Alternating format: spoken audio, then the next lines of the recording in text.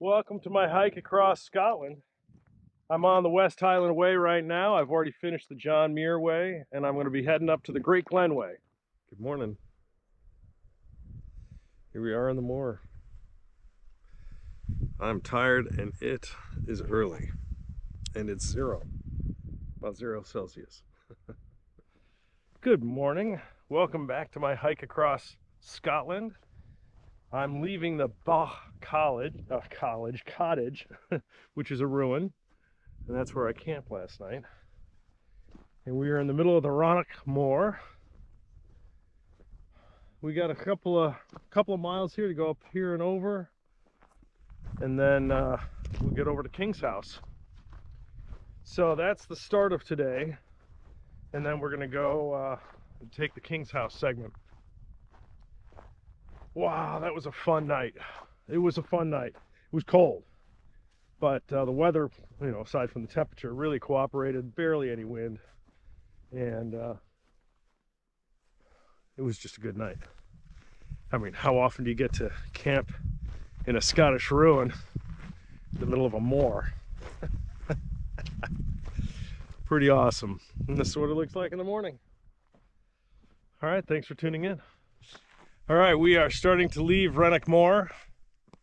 That's the moor all down there, and then everything over in this direction. As far as these distances look, some of the landmarks are still in sight. So we came down, let's get one stick going here and make it easier. We came down this valley here next to the tall mountain there, and King's house is kind of way down there at the base. Not King's house, sorry, that's where we're going. Bridge of Orchy. And so then we went up and then came back down and then all the way up in here. Those little green foresty areas, I camped, I guess, somewhere after that last smallest one. But what's neat, of course, is we are now moving into the next valley, and you can start to see way back when we were on top of that mountain above Bridge of Orchy, I said in the distance there's a white-capped mountain that I took a wild guess that might be Ben Nevis. Well, we're closer now, and that's the white cap in front of us, and we are going in that direction. So we'll see. So we've come over the pass. The last couple of segments and the last one will definitely be the last 2 segments. Pass hiking. So, hiking over passes from one valley to the next. Very different from the first couple of days at Loch Lomond. This, as I've mentioned, is not a walk in the park.